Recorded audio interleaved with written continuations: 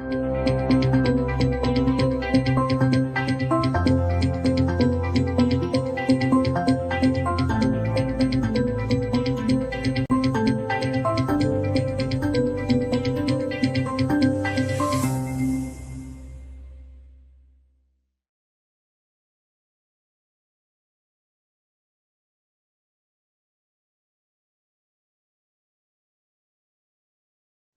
pleased to host Dr. Aziz Alghashian, Senior Research Fellow in Mitvim, and a non-resident fellow with the Arab Gulf Institute in Washington, and a dear friend, if I may. I'm happy to have you here with us. And you know, we're meeting for a conversation at a time when the situation is, well, is even more than fragile, if I may say. We have reached a point where the Arab states have succeeded to come together to Trump to sit beside its ear and tell him, stop the war. And he did, which is a success to stop the war. However, the path forward from this point towards sustainable stabilization, heaven forbid, even to a political process of peace, it remains unclear, at least. And there is a need to translate Trump peace plan into what, well, we call a plan, a feasible and concrete a plan. And it was more complicated when maybe the two protagonists serves as the main spoilers to these efforts. So I would like to turn to you at this point in time and ask you, how do you see first the big picture, maybe the major opportunities that lies ahead of us and the main challenges that can jeopardize our ability to seize the moment. Well, firstly, I just appreciate you and appreciate Mitvim for all the work that you guys are doing. It's a real important aspect that you guys are doing. It's a real important function that you guys are doing that I don't think many people are doing.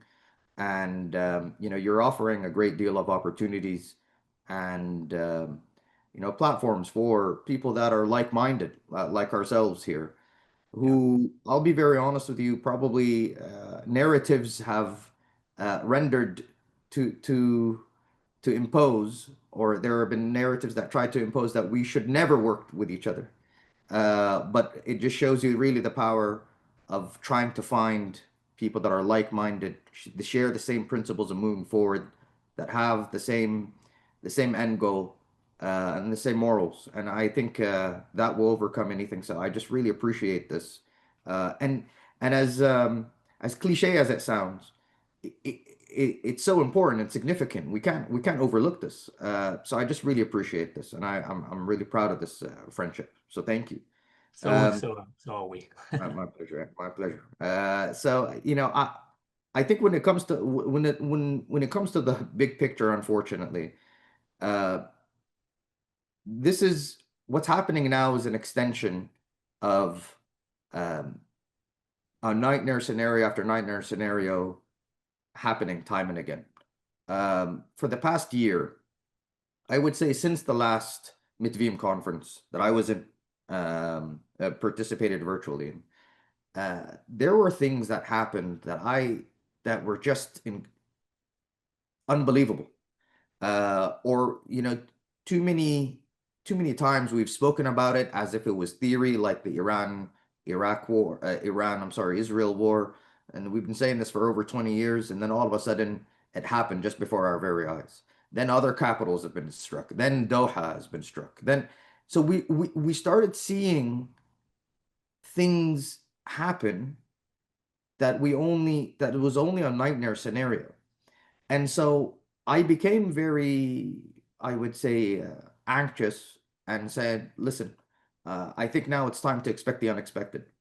And that nightmare scenarios are actually very, very likely to happen. If it's there, there's a good possibility that it may happen. And I think one of the nightmare scenarios that we find ourselves in right now is also the situation that we have in Gaza.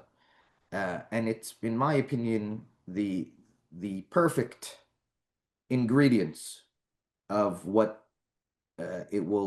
what a nightmare scenario will need. There's not a clear path to anything forward. There is a situation that lends itself to something being very permanent. There is a diplomatic pressure for the region to participate, and all these things, in my opinion, create the ingredients of this kind of a situation that could really make us be in this quagmire for some time. And the bad situation is that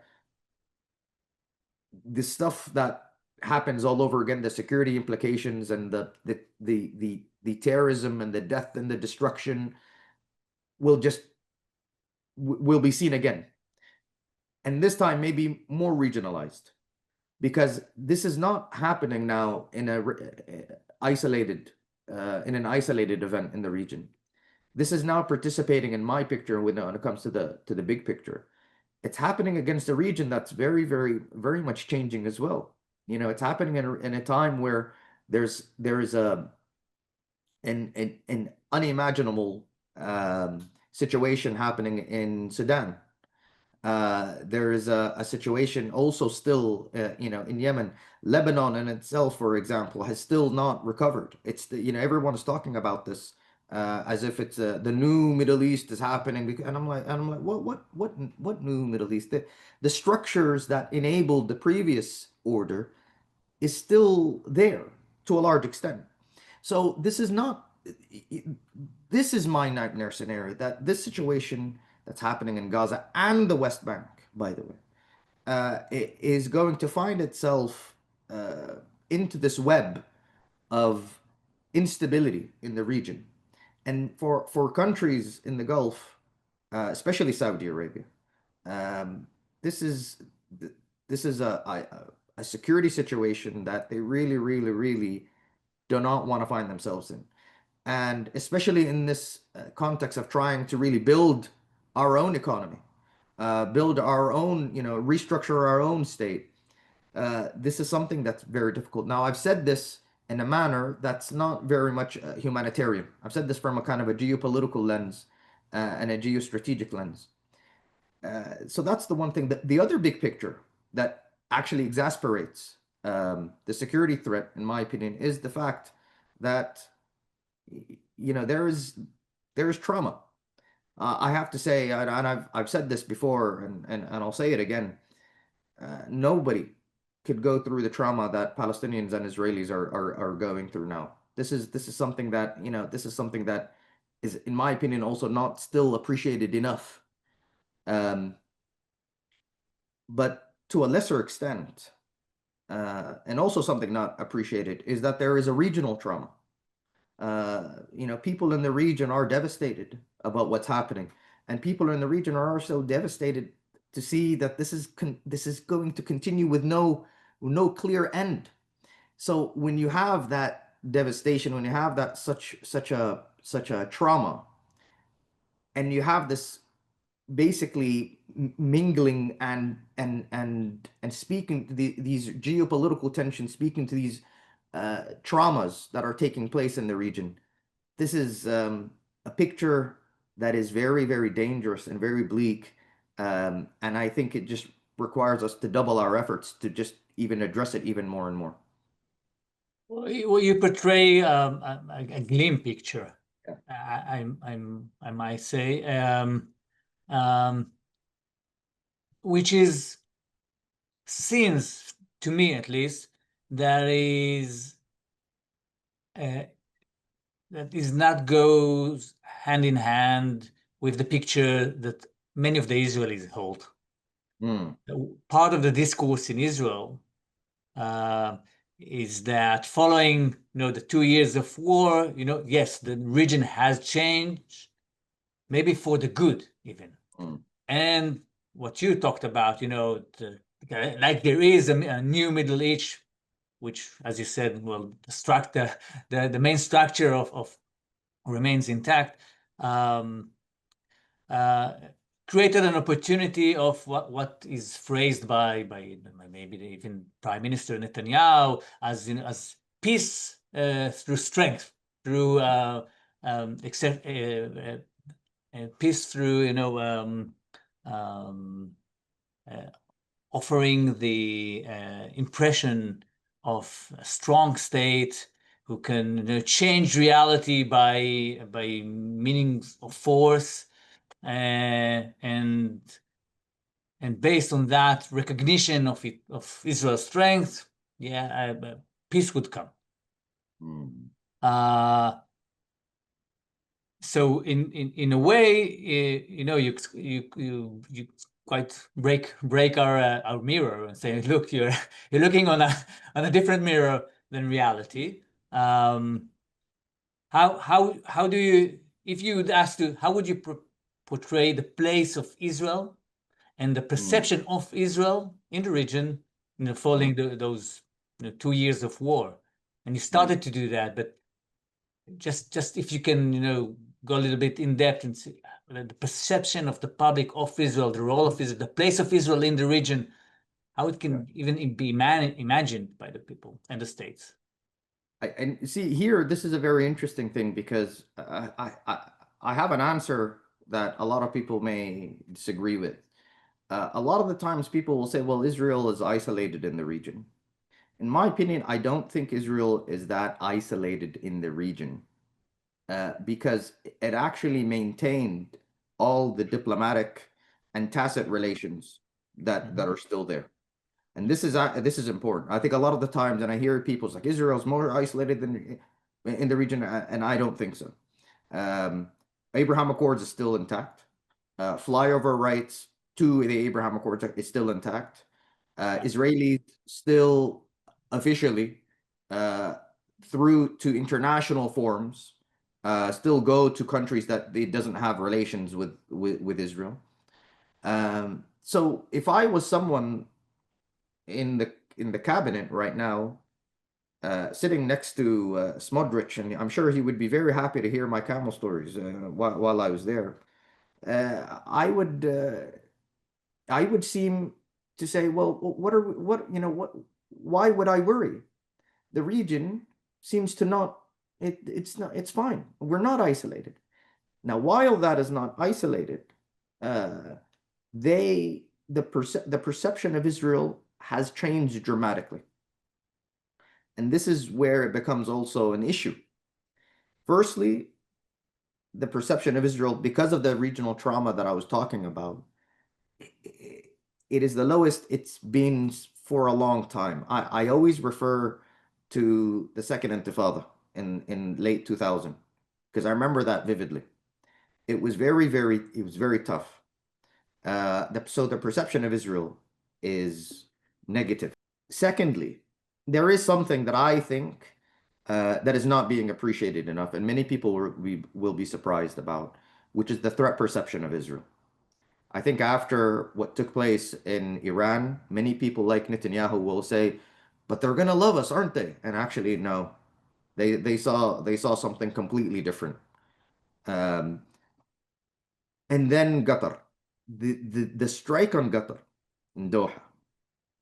Fun. I won't say fundamental. It's not fundamental, but it significantly changed the perception of uh, Israel now. And you know how I don't like to be monolithic, but it changed the perception of Israel, especially for the youth, Roy, especially for the youth, because they said, "This is the Israel that we heard about. This is that perception that we heard about ages ago." That these young people they only saw, for example, Iran and others that were their main security threat. And they said, aha, now we see this as a clear security threat. So the threat perception about Israel has changed and altered. And what that does is that it really changes and it challenges the discussions that is needed to move forward, the hard discussions. Um, and domestic aspects, domestic politics, has never been, in the Gulf and particularly in Saudi, has never been appreciated enough, in my opinion. Even in these discussions of a new Middle East, a new future, I don't think it's being focused enough on. And you're right, this idea of peace through strength, and you could correct me if I'm wrong, but it seems like it's always been there. It's always been there for a long time, actually, and it never really materialized. It never Well, really, yes, it was part of, no, it has been materialized to a certain. almost, but with the Abraham Accord. You say, okay, look, we don't, it's part of the paradigm. Well, yes, we can, skip the Palestinian issue, the Palestinian problem into normalization of the Arab world, which is, an illusion or delusion, but it gained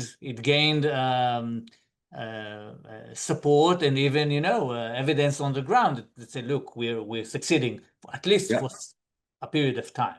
Yeah, no, I agree with you here about the Abraham Accords, but you see, this is my perception of the Abraham Accords, that it wasn't an anti-Iran axis. And this is what a lot of the times people look at it. That's why I said the peace through strength, as in to deter Iran, to deter our enemies, that we could fight for you, that we could fight with you. This enemy of my enemy is my friend kind of logic for normalization. This for me, I see it to be very, very limited. Instead, I think it is. I think the Abraham Accords was far more of a materialization in a more organic relationship. I think with the UAE, it wasn't an anti-Iran axis. I think Bahrain a little bit. I think Morocco was in an exchange for something else. So I think personally, this whole aspect of, well, we will go, we will want to create an anti-Iran axis, and that will lead to a new regional infrastructure or a new regional security infrastructure. For me, I see that to be very limited. Um, and I also see it to be a security exasperator for Saudi Arabia, because Saudi Arabia has paved its own way of dealing with Iran. The way they're dealing with Iran is basic. It's not because Iran is no security threat. It is precisely because there is a security threat, and that is the best way how to deal with it. So that that's so I think there's limit. It's limited when it comes to this aspect. Now, the Abraham Accords. Why do I mention this? Is that it solidified this idea of circumnavigating the Palestinian issue, and which is also the reason why I highlighted in the first place that the Abraham Accords were not reversed. They were not scaled down. Tacit relations are still there. So here's an issue that really the region has to deal with as well. Yeah. What are the signs that we could give, and what are the signs? What are the things? What are the levers really that are needed to reorient the path that we all want to be on, at least the like-minded ones. Yeah, I would um, take uh, your focus that you put on the policy of Saudi Arabia, Mm. and would like to maybe to emphasize a little bit and ask you about Saudi Arabia policy nowadays towards what's happening now in Gaza and in Israeli-Palestinian sphere as a whole, because and you mentioned that there's a lot of diplomatic pressure um, that is put on Saudi Arabia. Look, come and join the efforts of, let's contribute to real reconstruction, to rehabilitation, to move this ship forward to a better place. And Saudi Arabia seems to say, well, look, we're not there yet. There's some Mm. maybe, and I'm actually asking you some conditions that have to be met before we will be on board. So I'm actually Mm. asking you what are the conditions, and what would Saudi Arabia can contribute, and in what condition, to stabilize and moving forward to peace. Yeah. So I think you mentioned earlier that the discussions in New York was successful. that they actually managed to convince Donald Trump that not only the Saudis, but really the Arab and Muslim countries that were there.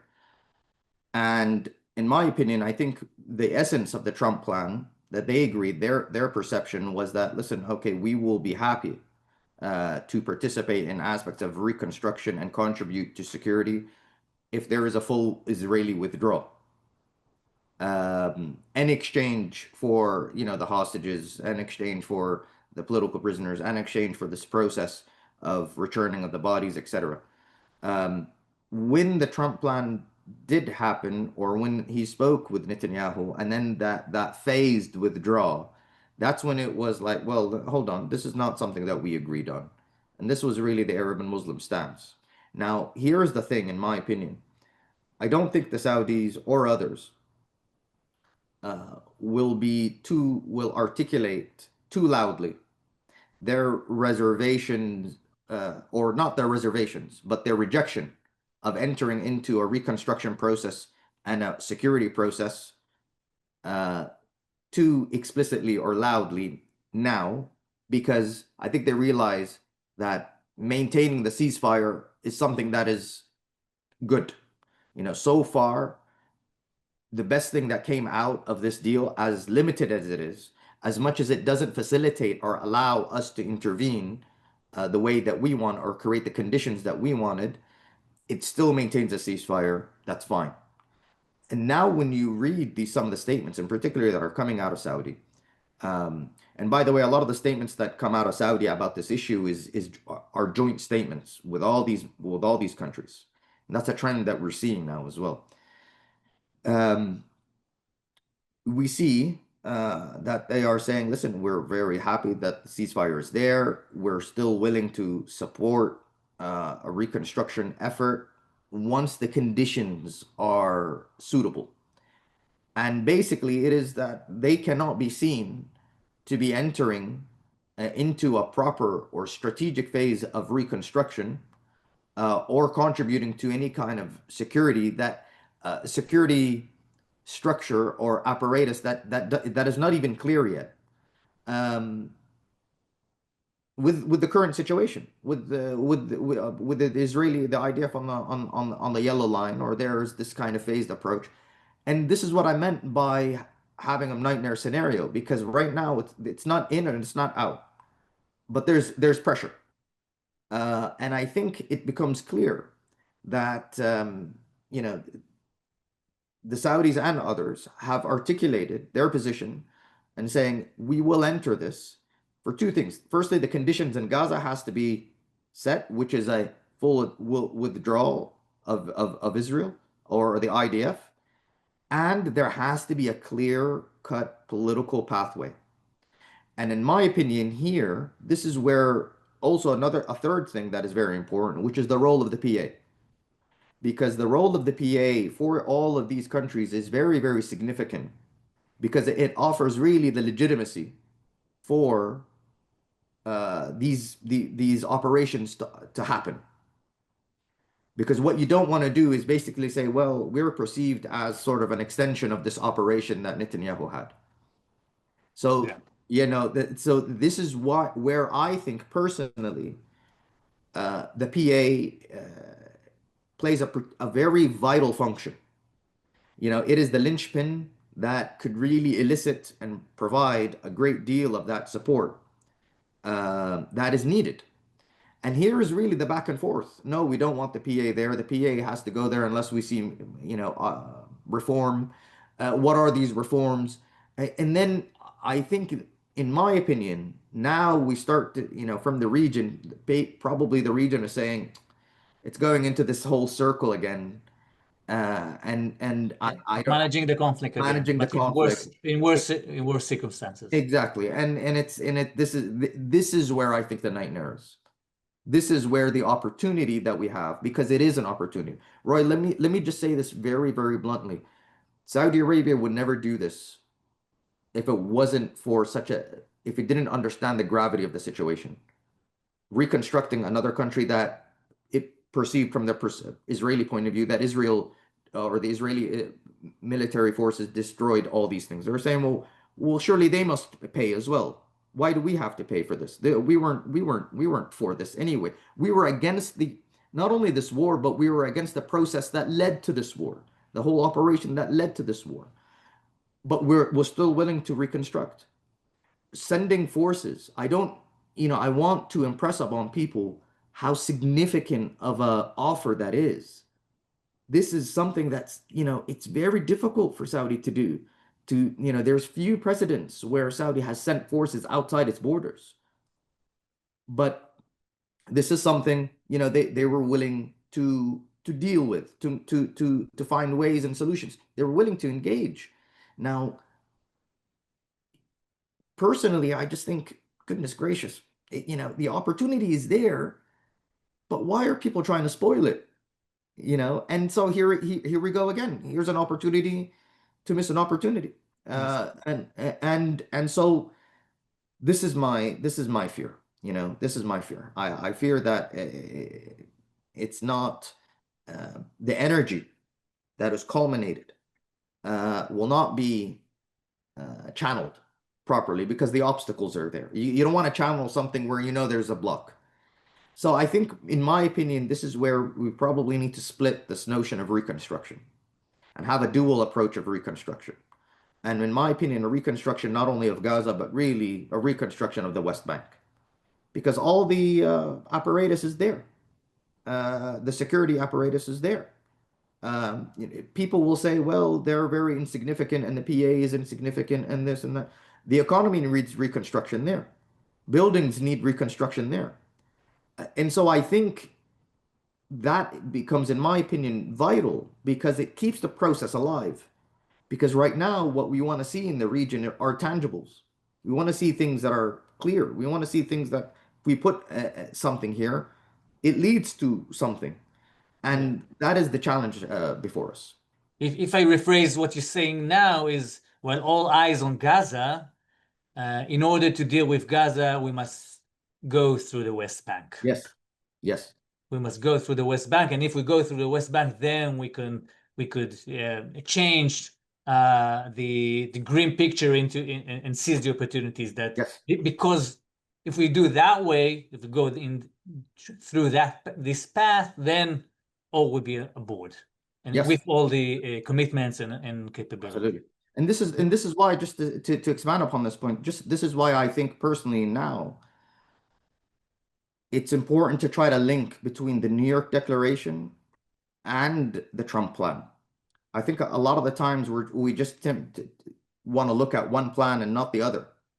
But what the Trump plan has is what the New York Declaration doesn't have, which is American buy-in and American support. But what the Trump plan doesn't have, and we're still, in phase one. We're still not even the end of phase one. And you have, 20 clauses. What that doesn't have, it is very present in the New York Declaration. So I think if there is a connection to create a complementation between them, not necessarily an antagonism. If we don't want to create an ideological kind of with peace initiatives, kind of a competition. We want to create, one completes the other.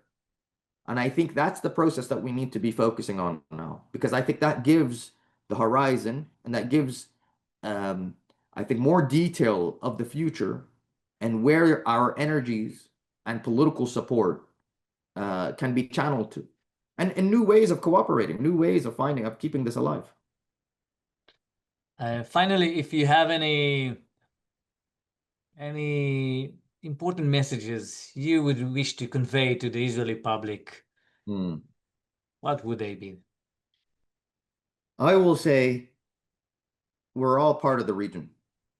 And there's an Arabic saying, malna illa ba. So we all we have is each other. I've realized in the past year or two how little we know about each other. And that has to change, because we can't move forward properly unless we start knowing each other, hearing from each other more. And so the message that I want to say is that we need to be speaking for each other. We hear you, you hear us. Also, you know, our neighbors, the Palestinians, they're both our neighbors.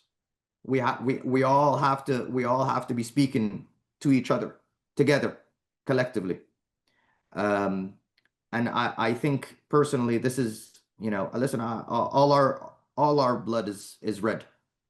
Uh, we could talk about mutual interest. We could talk about mutual um, security. We could talk about mutual gains. But I don't think the thing that we share most is shared spilled blood. That should be the most powerful thing that really motivates us to move forward together, all of us together.